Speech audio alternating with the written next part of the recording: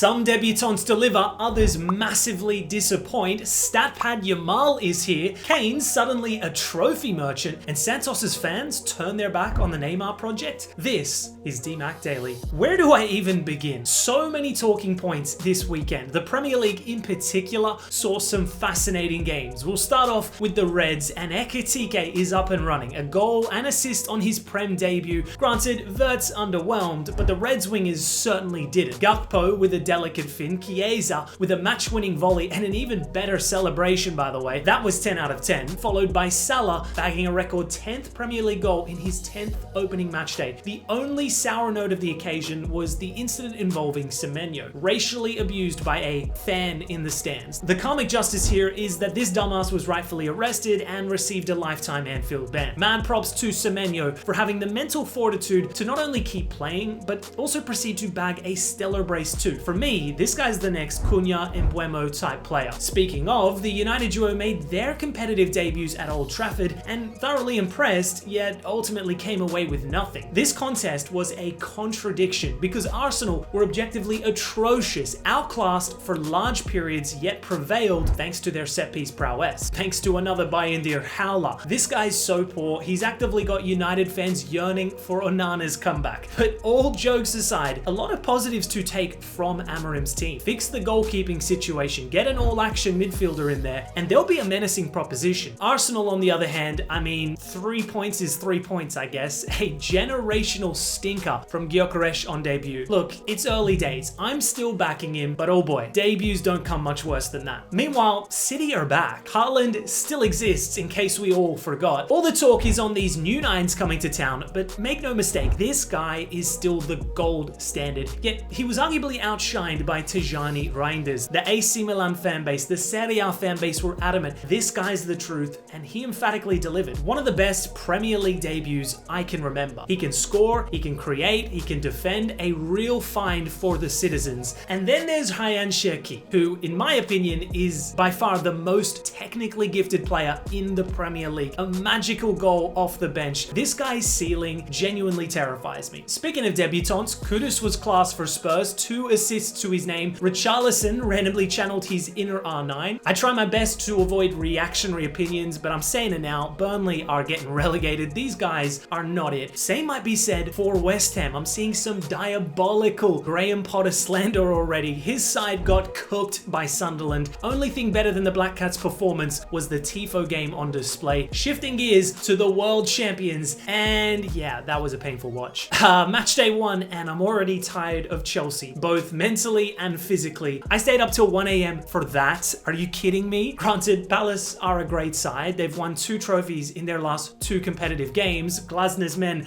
are resolute, compact. Wharton is pure class, as is Eze. But from a Chelsea perspective, not a great outing. Achiampong was the only real positive. I guess Esteval showed some promise off the bench too, but apart from that, not much else to rave about. Palmer was completely nullified. 1 goal from open play in the Prem since January. That's a worry. Gittins had a stinker. That performance has me actively crying out for Garnacho, but I'm not panicking yet. Could have been worse. Shifting our attention to Spain, and Mallorca v Barca was peak La Liga. Total chaos, red cards, golazos, controversial refereeing decisions. It had it all. Now, I don't have an issue with the red cards personally. However, I can empathize with the Mallorca fans' displeasure. On another day, that Rafinha challenge could be deemed a red. The second goal was also controversial, although technically legal. But ultimately, Barca's golden boy would be the decisive figure. Donning the number 10, Yamal ran the show. First, with the trademark assist for Rafinha at the back post, before getting in on the scoring act himself. Hate watching this lad must be exhausting because he always delivers. What's most interesting is that we're already seeing another evolution to his game, a more ruthless approach. Now, it didn't always come off in his last outing, but 9 shots taken. He was averaging just 2.8 shots in La Liga last season. I think Yamal is looking to bolster his numbers. If you look at his output in the last 2 seasons, there was a drastic increase last campaign. Assuming he remains healthy, I think 25-26 will see an even better return. Moving to Germany, and Bayern Munich are back to lifting trophies with regular frequency. frequency. Their 175 million euro duo scored the decisive goals in their Super Cup victory, yet it's not all smooth sailing for the German Giants, as this squad appears to be lacking depth right now. Kane himself voiced his concern at the situation, saying, "It's probably one of the smallest squads I've ever played in. We're a bit thin." And I mean, he's not wrong here. Sane, Tel, Müller, and Coman recently departed the club, yet only Diaz has since arrived in attack. Let's not forget, they've also lost Musiala to a long-term injury. I think they need to sign minimum another 2 attacking players. They wanted to bring in Voltemada, but it appears as though Stuttgart aren't having a bar of it. So the Bavarians have since turned their attention to Chelsea outcast Christopher Nkunku. However, there's no guarantee this move will come to fruition either. Plettenberg's claiming Bayern want him on loan. Chelsea, on the other hand, want a permanent sale. Heading to South America, and there were incredible scenes in the Brasileirão Serie A. Neymar and Coutinho reunited, yet it would be the Vasco da Gama playmaker who stole the show, bagging a double as his side hammered Santos 6-0 on home soil. The Santos fans turned their back on the players in disgust. Neymar was seen crying at full time as he suffered the biggest loss of his entire career. Their manager was immediately sacked after, and they now sit just 2 points outside the relegation zone. Crazy stuff. Anyways, guys, that's today's DMAC Daily. If you're a fan of the show, feel free to support me on Patreon and become a member today. There's 2 tiers of memberships available, and any support will greatly help ensure long-term sustainability of the show. That's in terms of compensating my editors fairly and just being able to produce the best content I possibly can. Much love, guys. Catch you tomorrow.